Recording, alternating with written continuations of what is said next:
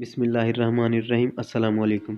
दोस्तों हमारे पास ये एक 24 इंच की मॉनिटर एलसीडी मौजूद है। यहाँ पे आप देख सकते हैं ये इसकी पावर सप्लाई जो कि ओरिजिनल पावर सप्लाई इसमें लगी हुई है। ये 18 वोल्ट की पावर सप्लाई है और इसके साथ ही आप देख सकते हैं यहाँ पे इसका लैंप कार्ड भी ज्वाइंट है। यहाँ से ये 18 वोल्ट इस कनेक्टर के ज़रिए इस लैंप कार्ड को मिलते हैं और इस एलसीडी मॉनिटर एलसीडी टीवी में 6 रॉड्स लगे हुए हैं जो कि इस ओरिजिनल लैंप कार्ड पे ऑन होते हैं। यहाँ पे आप देख सकते हैं इसके ओरिजिनल डिस्प्ले कार्ड को निकाल के यहाँ पे ये चाइना की यूनिवर्सल कार्ड की फिटिंग लगाई हुई है। ये हमारे पास एक टेक्नीशियन भाई लेके आए हैं जिन्होंने इसमें से ओरिजिनल का डिस्प्ले कार्ड को निकाल के यहाँ पे ये चाइना का यूनिवर्सल कार्ड एडजस्ट किया है, लेकिन ये चाइना का यूनिवर्सल कार्ड कनेक्शंस गलत देने की वजह से उनसे ये डैमेज हो चुका है। अब इसमें हम इस यूनिवर्सल कार्ड के बजाय नया यूनिवर्सल कार्ड लगा के इस पैनल की रेजोल्यूशन के मुताबिक अपने इस एलसीडी टीवी में सॉफ्टवेयर इंस्टॉल करके इसे ऑन करेंगे। यहाँ पे आप देख सकते हैं हमारे पास ये नया यूनिवर्सल कार्ड है। हम इस पुराने यूनिवर्सल कार्ड की जगह पे अब नया यूनिवर्सल कार्ड लगा के इसको ऑन करेंगे। एलवीडीज़ कनेक्टर के कनेक्शंस को इन्होंने पहले से चाइना के यूनिवर्सल कार्ड के मुताबिक एडजस्ट किया है, इसलिए हम एलवीडीज़ कनेक्टर के कनेक्शंस को चेंज नहीं करेंगे। अगर आप मज़ीद तफसील के साथ एलवीडीज़ कनेक्टर के कनेक्शंस के बारे में तफसीलन जानना चाहते हैं तो उसके लिए हमारे चैनल पे पहले से एक वीडियो मौजूद है जिसका लिंक ऊपर आपको आई बटन में और इसी वीडियो के डिस्क्रिप्शन बॉक्स में नीचे मिल जाएगा, जहाँ पे आप तफसील से एलवीडीज़ कनेक्टर के कनेक्शंस के बारे में जान सकते हैं। हमारे इस एलसीडी की ओरिजिनल पावर सप्लाई 18 वोल्टेजेस की है, इसलिए हमारे टेक्नीशियन भाई ने यहाँ से वोल्टेज नहीं उठाए, उसने अलहदा से 3.5 एम्पेयर की ये पावर सप्लाई अपने यूनिवर्सल कार्ड को 12 वोल्टेजेस देने के लिए अलहदा से 3.5 एम्पेयर की ये पावर सप्लाई अपने एलसीडी टीवी में इंस्टॉल कर दी है। हम इसी पावर सप्लाई से 12 वोल्ट अपने इस यूनिवर्सल कार्ड को दे के इस यूनिवर्सल कार्ड में सॉफ्टवेयर अपने मोबाइल के ज़रिए इंस्टॉल करके इस एलसीडी टीवी को ऑन करेंगे। अगर आप भी यूनिवर्सल कार्ड चेंज कर रहे हैं किसी एलसीडी टीवी का तो पैनल के कनेक्टर को यूनिवर्सल कार्ड के एलवीडीज़ कनेक्टर में लगाने से पहले आपने एलवीडीज़ कनेक्टर पर पैनल के वोल्टेजेस को चेक कर लेना है। यहाँ पे आप ये एडजस्टेबल जंपर देख रहे हैं, ये पैनल के वोल्टेजेस का जंपर है। ये जो एडजस्टेबल जंपर है ये पैनल के वोल्टेजेस का जंपर है। ये हमारा जंपर इस वक्त 5 वोल्टेजेस पे है और हमारा ये पैनल भी 5 वोल्टेजेस का ही है। हमने पैनल के मॉडल नंबर को इंटरनेट पर टाइप करके इसकी पीडीएफ फाइल को डाउनलोड करके इसके वोल्टेजेस और इसकी रेजोल्यूशन चेक कर ली है, इसलिए हम इसे एडजस्ट करते हैं अपने यूनिवर्सल कार्ड में। और इस पावर सप्लाई से 12 वोल्ट जो कि हमने अपने इस एलसीडी टीवी में हमारे टेक्नीशियन भाई ने नई पावर सप्लाई 3.5 एम्पेयर की लगाई है, उसके 12 वोल्ट के कनेक्टर को हम अपने यूनिवर्सल कार्ड में एडजस्ट करते हैं और यहाँ पे विदाउट सॉफ्टवेयर हम अपने इस एलसीडी टीवी को ऑन करके आपको दिखाते हैं। हम यहाँ पे आई सेंसर और टच पैड के ग्रिप को लगाते हैं जो कि हमने अलहदा से आई सेंसर यहाँ पे चेकिंग के लिए टच पैड रखा हुआ है। हम इसको यूनिवर्सल कार्ड में इंस्टॉल करके कनेक्ट करेंगे। कनेक्ट करके हम आपको अपने इस एलसीडी टीवी की विदाउट सॉफ्टवेयर कंडीशन दिखाते हैं कि हमारे एलसीडी टीवी की स्क्रीन पे डिस्प्ले कैसे आ रही है। और यहाँ पे आप देख सकते हैं कि इस वक्त हमारा LCD TV stand by mode पे है। हम इसे रिमोट से ऑन करके पैनल की स्क्रीन पे पैनल पे आपको इसकी डिस्प्ले दिखाते हैं कि इस वक्त किस कंडीशन में हमारा ये एलसीडी टीवी विदाउट सॉफ्टवेयर चल रहा है।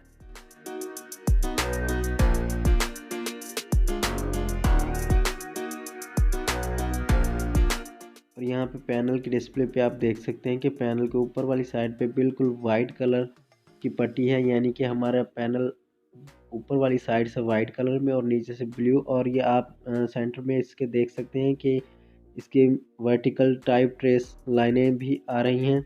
विदाउट सॉफ्टवेयर हमारा ये एलसीडी टीवी इस वक्त इस कंडीशन में है। अब हम इसमें सॉफ्टवेयर को इंस्टॉल करेंगे। सॉफ्टवेयर हम अपने मोबाइल से ही अपनी यूएसबी ड्राइव के ज़रिए इस यूनिवर्सल कार्ड में इंस्टॉल करेंगे। हमने एलसीडी के सॉफ्टवेयर अपने मोबाइल फ़ोन में ही रखे हुए हैं। हम ओटीजी के ज़रिए यूएसबी ड्राइव को अपने मोबाइल में कनेक्ट करते हैं और अपने मोबाइल फ़ोन की सेटिंग में जाके ओटीजी ड्राइव को ऑन करेंगे। हम यहाँ पे एडिशनल सेटिंग में OTG ड्राइव को ऑन करते हैं। यहाँ पे आप देख सकते हैं OTG कनेक्शन। हम इसे ऑन करके फाइल स्टोरेज में दोबारा से अपने मोबाइल के फाइल स्टोरेज में जाएंगे।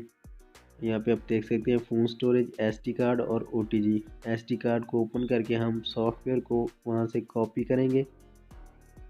यहाँ पे हमारे पास 85/31 में तमाम रेजोल्यूशन में सॉफ्टवेयर मौजूद हैं। यहाँ पे आप देख सकते हैं हमारा ये पैनल 1920 और 1200 रेजोल्यूशन का है। हम इसमें OTG ड्राइव में USB ड्राइव में अपने सॉफ्टवेयर को कॉपी करेंगे। हम सॉफ्टवेयर को लॉन्ग प्रेस करके यहाँ से कॉपी करते हैं और इसे बैक ले जाकर अपनी USB ड्राइव में हमने इस सॉफ्टवेयर को पेस्ट कर देना है। हम OTG ड्राइव को खोलते हैं और यहाँ पे आप देख सकते हैं हमारी OTG ड्राइव में USB ड्राइव में 2 फोल्डर पहले से मौजूद हैं। हमने अपनी USB ड्राइव को बिल्कुल खाली कर लेना है। हम इन फोल्डर्स को डिलीट कर देते हैं और यहाँ पे हमने अपने सॉफ्टवेयर को पेस्ट कर देना है। हमें सॉफ्टवेयर को दोबारा से कॉपी करना पड़ेगा क्योंकि हमने उन फोल्डर्स को पहले डिलीट नहीं किया। हम दोबारा से अपने सॉफ्टवेयर को कॉपी करके अपने USB ड्राइव में पेस्ट करेंगे। और यहाँ पे आप देख सकते हैं कि इस वक्त हमारी USB ड्राइव में सिर्फ एक सॉफ्टवेयर ही है OTG ड्राइव में, और इसमें कोई दूसरा फोल्डर नहीं है। अब हमने अपनी OTG ड्राइव को फिर से कनेक्शन ऑफ करना है, यानी कि OTG ड्राइव को बंद करके हमने अपने मोबाइल फ़ोन से निकालना है। फ़ौरन से हमने इजेक्ट नहीं कर देना, OTG ड्राइव को बंद करके हमने निकालना है। और यहाँ पे आप फाइल स्टोरेज में देख सकते हैं हमारी USB इस वक्त नहीं है। हम इसे अब अपने मोबाइल से निकाल के यूनिवर्सल कार्ड में लगा के आपको दिखाते हैं कि हमारा सॉफ्टवेयर हमारे LCD TV में किस कंडीशन में इंस्टॉल होता है। हम इसे यूनिवर्सल कार्ड में प्लग इन करते हैं और अपने LCD TV को 220 वोल्टेज दे के ऑन करते हैं। और ऑन होने पे आप यहाँ पे देख सकते हैं कि हमारे LCD की LED लाइट जो रेड ब्लू कलर में ब्लिंकिंग कर रही है। इसका मतलब है कि हमारा सॉफ्टवेयर बिल्कुल करेक्टली हमारे यूनिवर्सल कार्ड में इंस्टॉल हो रहा है। अगर सॉफ्टवेयर करते वक्त आपकी LCD की LED लाइट कुछ इस अंदाज में ब्लिंकिंग नहीं कर रही तो इसका मतलब है कि आपका सॉफ्टवेयर आपके यूनिवर्सल कार्ड के मुताबिक एडजस्ट नहीं है या पैनल की रेजोल्यूशन के मुताबिक एडजस्ट नहीं है, या आपने जो सॉफ्टवेयर कॉपी किया है वो किसी और मॉडल का यानी कि 83/031 या 59/031 का है, जबकि आपने जो कार्ड लगाया है वो किसी और मॉडल का है। इंस्टॉल होने के बाद हमारे LCD TV की LED लाइट रेड कलर में आके स्टॉप हो जाएगी। अब हमने अपने LCD को पावर ऑफ करना है।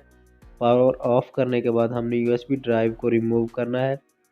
अब हम दोबारा से अपने LCD TV को ऑन करके आपको दिखाते हैं कि हमारा सॉफ्टवेयर हमारे LCD TV में अच्छे से इंस्टॉल हो चुका है और हम इसकी डिस्प्ले आपको दिखाते हैं। यहाँ पे देख सकते हैं कि हमारा LCD TV stand by mode से रिलीज़ हो चुका है। अब हम इसकी डिस्प्ले आपको दिखाते हैं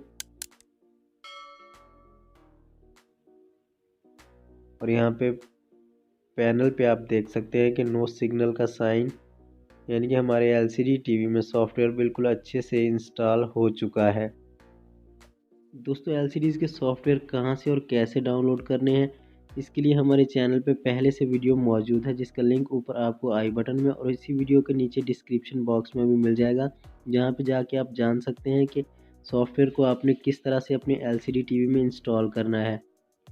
और अगर आप पैनल के LVDs कनेक्टर के कनेक्शंस के बारे में तफसीलन जानना चाहते हैं तो उसके लिए भी हमारे चैनल पर वीडियोस मौजूद हैं, जिनका लिंक हम आपको इसी वीडियो के डिस्क्रिप्शन बॉक्स में प्रोवाइड कर देंगे, जहां पे आप जाके तफसीलन LVDs कनेक्टर के कनेक्शंस को अच्छे तरीके से जान सकते हैं।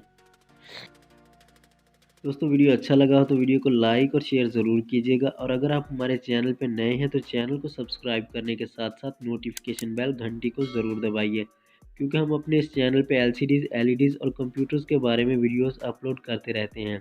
अब तक के लिए इतना ही, मिलते हैं नेक्स्ट वीडियो में। अल्लाह हाफिज़।